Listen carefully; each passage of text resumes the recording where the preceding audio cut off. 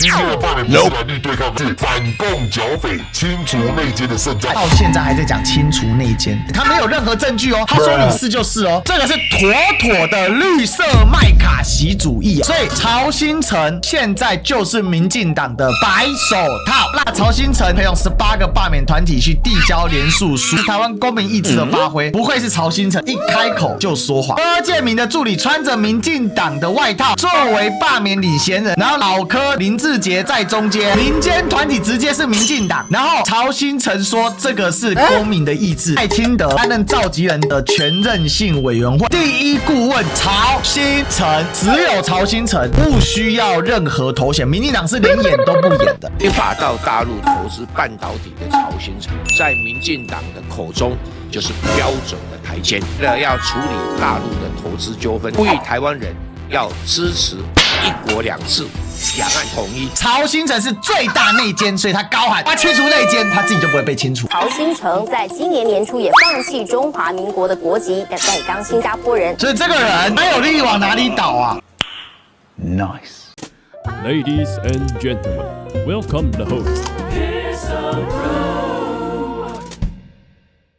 在前2天，曹兴诚破10万联署送件，叫做反共剿匪的圣战，是因为民进党他们总共提了20个案子送件到中选会要来审定啊。曹兴诚呢，他说要培养18个罢免团体去递交联署书啊，然后呢，他就致辞避免毁宪乱政的蓝白立委，这是全台各区呢自动自发的活动，是超越蓝绿的活动，是台湾公民意志的发挥，不愧是曹兴诚哦，一开口就说谎。你看哦，这是新竹那一区的罢免。柯建铭的助理穿着民进党的外套，挂着民进党徽，前面写的柯建铭助理作为罢免领衔人，然后呢，老柯在中间，林志杰在中间，然后曹兴诚说这个是公民的意志，这是各选区自动自发的，所以曹兴诚现在就是民进党的白手套。然后呢，叫什么？中共天真以为他们买通一些不孝蓝白立委操控台湾立法院就可以颠覆中华民国，那些蓝白立委似乎认定民进党不想挑起蓝绿对立，不敢罢免他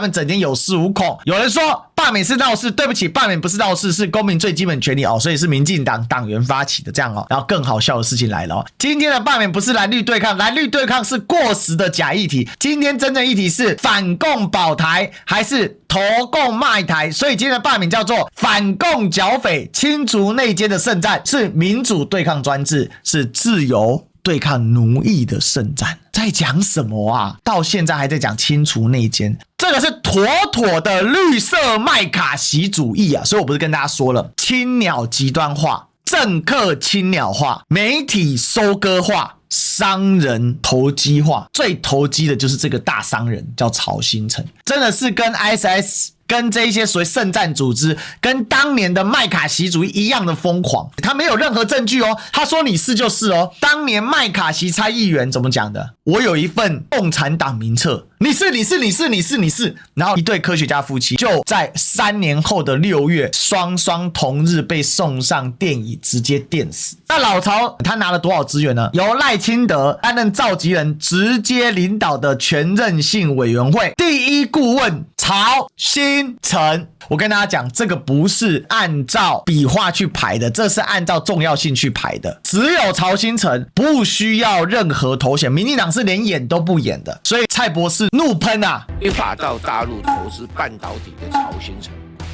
在民进党的口中就是标准的台奸。要处理大陆的投资纠纷，呼吁台湾人要支持一国两制、两岸统一。2007年客家电视台曹兴诚优时政催生两岸和平法，翻阅各大报可以看到联电荣誉董事长曹兴诚同书，呼吁办统一公投，制定两岸和平共处法，呼吁马英九和谢长廷可以进行正式理性的总统辩论，台湾不排斥与中国统一，甚至统一公投，只在中国要求举办时才会办理，当时直接被联电公司切割。曹兴诚说借着联电股票上市也帮自己赚了第一桶金，却结合市场派的股东，借口说就台积电当时是赔钱，说这样的张忠谋会带衰联电，提案罢免张忠谋的联电董事长的职务，然后由曹先成自己当起联电董事长。我们可以这么说，曹先成人生第一次大罢免就是罢免张忠谋。1984年张忠谋回台前一年，张忠谋还在美商通用电气担任总裁，曹新成已经在联电总经理担任2年。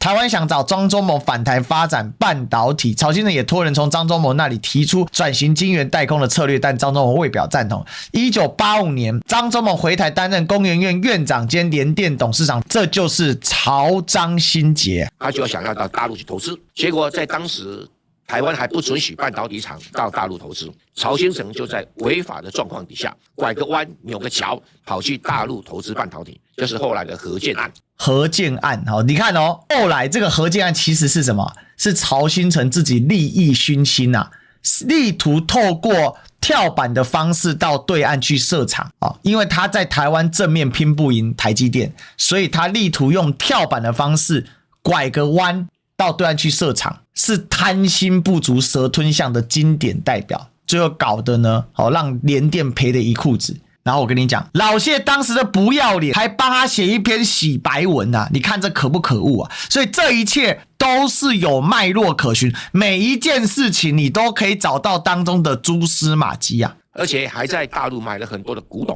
这就是当年他去大陆投资的时候，他看了当时大陆经济还没起来，所以买了非常多的古董投资。然后这些古董呢，透过香港拍卖赚了一大笔中国钱。后来为了税的问题呢，就放弃中华民国的国籍跟台湾的户籍，把自己跟钱都搬到新加坡去，做新加坡的国民。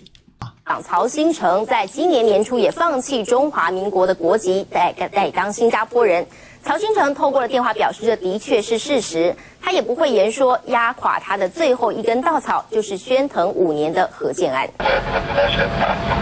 所以这个人哪有利益往哪里吹，哪有利益往哪里倒啊？对台湾是完全看不起。老曹的心里面看台湾人是什么？一群青蛙，一群猴子。我跟你讲，现在是一群什么？一群青鸟，一群蟾蜍。难怪老曹现在回来了。他现在回来看到说，哎呀，动物园动物又改版了。现在是民进党对全体台湾人民进行了一场内战。这就是曹新成在干的，他就是最大的那个内奸跟内贼。为了避免被清除、被攻击，所以他跳出来进行所谓的内战，进行所谓的清除内奸。曹新成是最大内奸，所以他高喊他清除内奸，他自己就不会被清除了。这种做法太常见了，好不好？真正的反贼永远表现的最激励。有没有玩过三国杀？三国杀里面表现的最像忠臣的，永远都是奸臣，最后君主会被奸臣不明不白的杀死，就是这样。它不是一个大人案，它是一个内战。因为民进党都是破坏台湾的，要攻不来下的杀手。